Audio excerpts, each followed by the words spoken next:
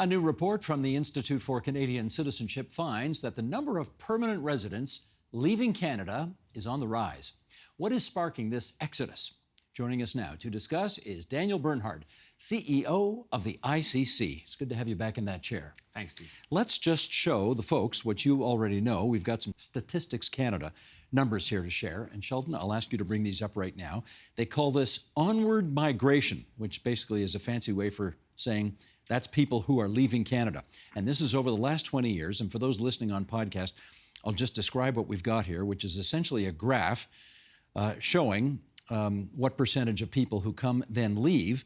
And it's a pretty flat line until about 2017, when there's a big spike, but then it comes down again. But now here we are after COVID in 2020, and the line is spiking up again. So what concerns you about that trend? Well, what we see is this phenomenon of people who are coming to Canada from around the world. And by the way, I should clarify, all the people in this study are permanent residents. So they all have the ability to stay and have chosen not to. We're not talking about temporary workers or international students. And this is, I think, quite alarming. There are a number of different ways to slice it. The view that you just showed is the year of leaving. We can also look at how people are leaving based on the year that they've arrived. What we've seen in that graph is actually a 30-year upward trend. So whilst there are spikes in recent years, conservative governments, liberal governments, all different types of economies, this phenomenon has been silently on the rise. And what does it mean? It means that people who are hand-selected in many respects, economic immigrants are actually the most likely to leave, according to our study. Maybe we'll get into that soon. These people who are hand-selected for their ability to address some of Canada's most pressing economic and social needs in areas like healthcare, early childhood education, et cetera, are increasingly saying thanks but no thanks. And this is troubling because when they leave, the needs that they are brought here to address do not. And so Canada, as a country that's been dependent on immigration, I think should be concerned about this growing trend, not yet at a catastrophe level, but definitely rising and trending in the wrong direction of immigrants who are coming to the country and saying thanks but no thanks. Can you tell whether they leave after 5 years, 10 years, 15 years? What? Yeah, so that's actually a very important finding in our report. The number of immigrants that are projected to leave the country is about 20% over the long term, 20 to 25 years. But what we find is that most of that leaving happens in the first 7 years. And so there is this real spike in the graph between years 3 and 7 where the risk of departure is highest. It's like danger zone territory. But it's also actually an opportunity for intervention. If Canada can make those early years winning years, amazing years, satisfying years, such that people with these great talents from around the world decide, you know what, my decision to come here, this was the right move. This is the place where I would like to devote my talents and my energies to the country's success. This is the place where I belong and where my family belongs. That is to the great benefit of all Canadians, not just the immigrants who are coming here.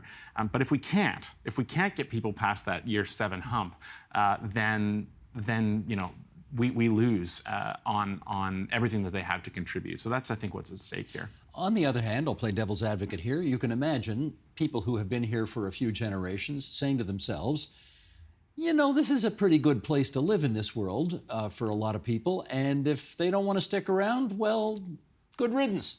What's wrong with thinking that way?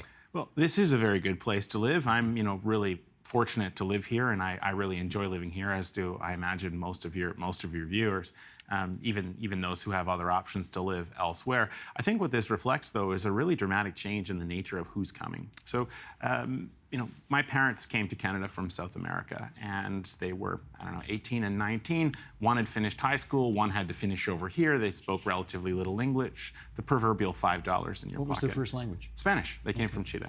And Chile was in the midst of a coup and a dictatorship and all that kind of stuff. So everything in Canada was upside. Well, people who are coming today are coming in dramatically different circumstances. If you are applying in the point system today in Canada, you need to be basically in the top 5 percentile to be admitted. So that means that we are rejecting 95 to 96% of people who are applying. That's a level of competitiveness on par with Harvard University. So who are we getting? We're getting people who speak English and French often both impeccably well. We're getting people with advanced education and master's degrees. We're getting people, therefore, who were homeowners, who had domestic help in their country of origin, who came from two-car, two-driver households. These are people from the top of very unequal societies.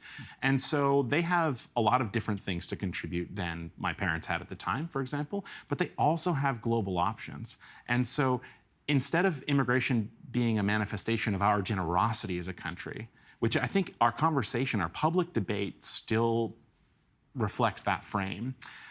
Immigration needs to shift as we need to talk about this as a reflection of our ambition and as an admission, quite frankly, that an aging and shrinking society is a poorer, weaker, and less fun place to live. We need immigrants in many cases much more than they need us. And so the profile of the contemporary immigrant has changed a lot. The discourse around immigration has changed hardly at all. And the services that are available to immigrants have also changed, in my opinion, far, far too slowly. So like language classes, for example, are the #1 government-funded settlement service. 60% of immigrants are economic immigrants who have to take a language test as a condition of entry. And so many of them don't use these services. They're just not appropriate. Instead of thinking about how we can fix immigrants to improve their language skills and give them CV training, et cetera, because they need help, we need to start thinking about how we can sell these very talented people with global options on Canada so that they decide, this is my place. These are my people. This is where I belong. And this is where I would like to devote my talents and energies in the long term. That's what's at stake for Canada. We need, I think, to work a little bit harder to win over the affections of these talented people. And I should just add one more thing. This is not an issue of like promiscuity or disloyalty. These are people who are doing what you or me or anyone else watching this show would do. Make a big decision to uproot your family and move to another country. Give it 4, 5, 6 years to see how it's going. And if you don't think it's working out, you'll pursue other options. Do those other options include, maybe you could tell me which is more prevalent, going back to their country of origin, or are they picking yet another country to go to? So we don't know that from this data. We suspect most of the returning is to the country of origin. I know there's a lot of interest, for example, in moving to the United States, but that's actually really hard to do.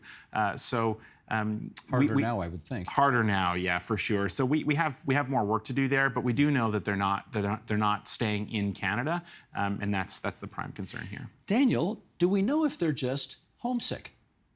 Well, one of the theories is that the nature of global migration is changing. You know, with FaceTime and YouTube, you can practically live in another country nowadays, culturally at least. You're not disconnected by distance in the way that you once were. Maybe that is the case, but if that's the case, then perhaps our conceptualization of permanent residency and the path to citizenship also need to adapt accordingly. I think, though, that the numbers still suggest in our testimonies and our organization through our Canoe Pass, which gives newcomers free access to over 2,000 culture, nature, and sport experiences, so that they fall in love with the country and stay. For a year, right? Well, it's for a year. It's actually for 5 years now. 5 years, okay. They get a little bit less every year, but they're able to stay for a little bit longer. We're in touch with over 410,000 verified adult immigrants. That's more than almost all other settlement services in Canada combined. And what they tell us is that they're really looking to make a go here. They really want to stay. They really want to contribute. They're idealistic about Canada. They have very positive impressions of Canadians. They feel welcomed at a personal level. But if the economic stuff in many cases doesn't click, and remember, we're taking high-status individuals from their country of origin, then they'll pursue other options. One of the questions that's raised here is whether this idea of picking the highest status people from their country of origin is in fact a good idea. To your point about people who came 40 or 50 years ago, are we being a bit too snobby, perhaps? That's, I think, a reasonable question to ask. But the point is that just 2 weeks ago, for example, Canada invited over 3,000 people with healthcare expertise to become permanent residents. We're all complaining about difficulties accessing medical services. Anyone who's waiting for a specialist can testify to this. Some people might worry about are we adding too many immigrants for our country's healthcare capacity to be able to hold? But we have to also remember that immigrants don't just consume stuff. They are producing things, including these people, for example, who will contribute to our healthcare system's success in the long term. So it's a more complicated discussion than that. And so long as these needs persist, then our national interest in retaining people hand-selected to fulfill those needs will also persist. I do wonder, though, I guess I should ask whether or not this really is a problem at all only in as much as we have seen over the last few weeks, the federal government has really done a U-turn on immigration. It was, unambiguously up and up and up and up over the last many decades, and now they've definitely put the brakes on. If there are fewer people who come here who decide to stay, maybe that's a bit of a safety valve for that problem?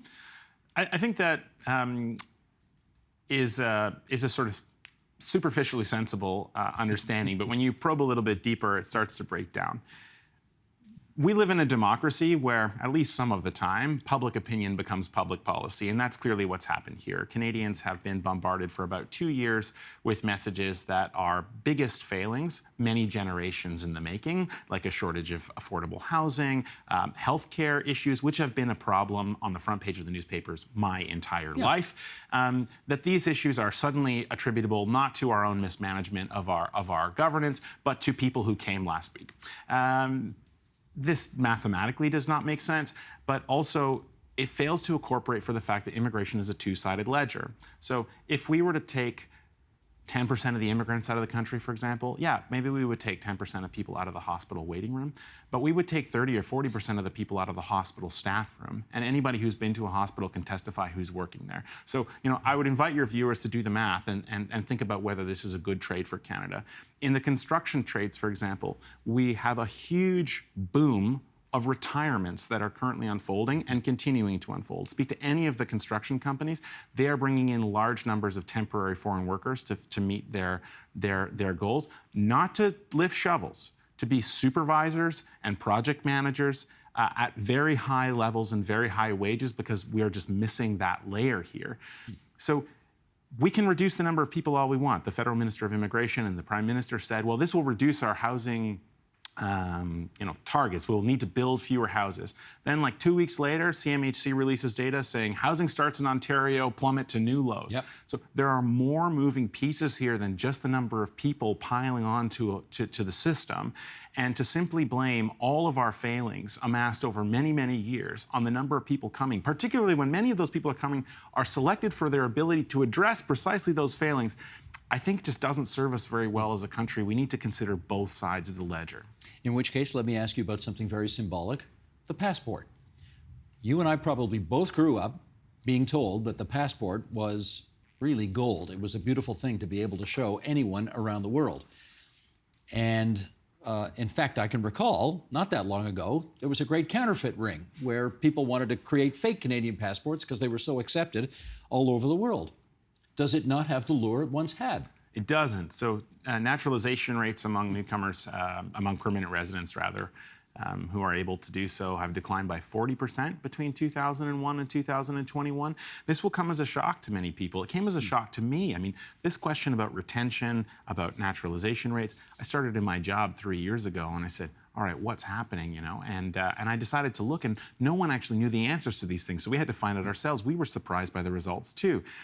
And the funny thing is that when we ask immigrants why they're choosing to leave to other countries, lack of affordable housing is the #1 answer. But when we ask them why they are considering not becoming Canadian citizens, lack of affordable housing is also the #1 answer. And it's interesting because it's the #1 answer across income groups. Even people who are making a lot of money are not feeling optimistic about their ability to build wealth and to build a base here in their future. And so optimism for the future really seems like actually the core thing here.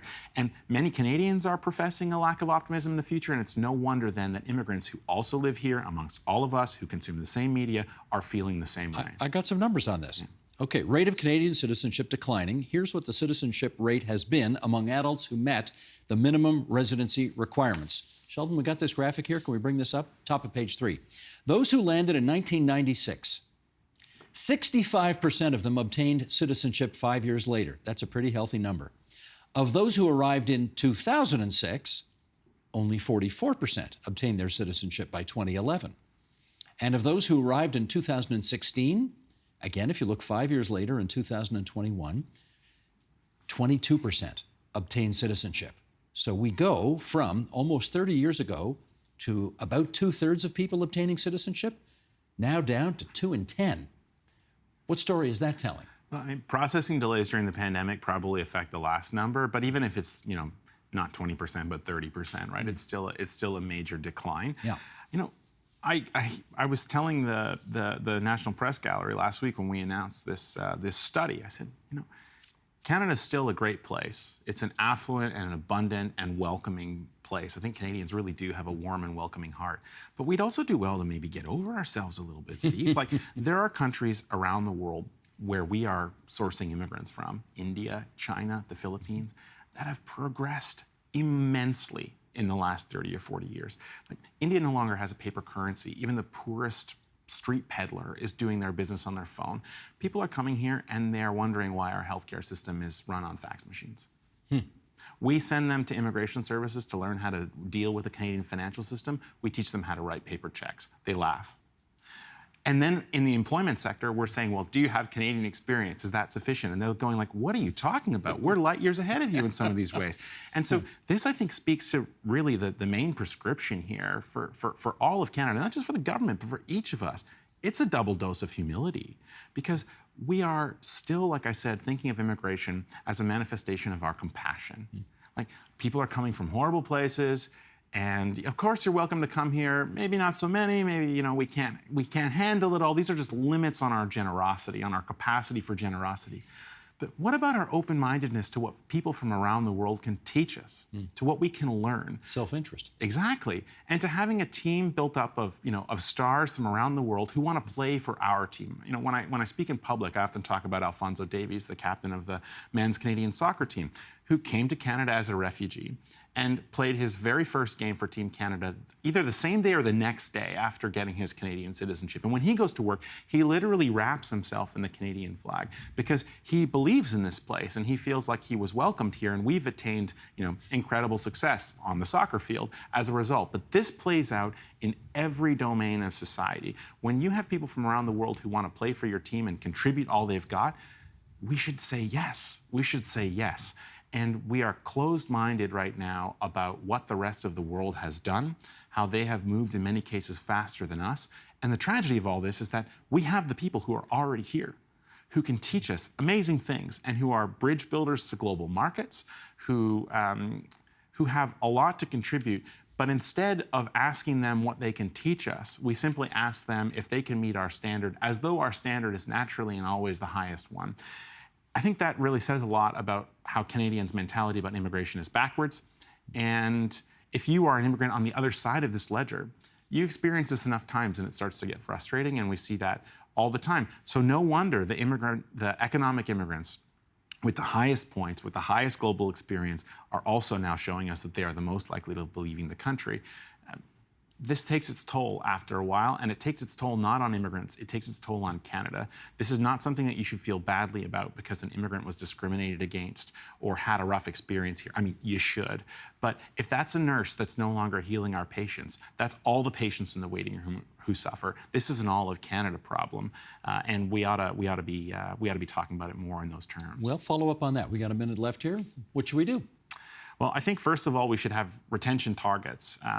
There is no one right now in any government in Canada who is mandated to deal with retention as their job. So I think that's something that we definitely ought to look at. We ought to take a broader view of settlement services beyond just fixing people's deficiencies and thinking about ways to sell them on Canada. Like our Canoe program, there are others that are thinking more broadly like this. But most importantly, I think we should, try and eschew a longstanding Canadian tradition of just pointing our fingers at various governments. This is something that we can all contribute to. Think about what makes your quality of life positive in your community. Is it government policy? Sometimes. But it's also your experience as an employer, as a colleague, as a neighbor, as standing at the sidelines while your kids are playing soccer. If these people really are hand-selected to be able to address some of our most pressing needs, then each of us can do our best to make that welcome warm and enduring.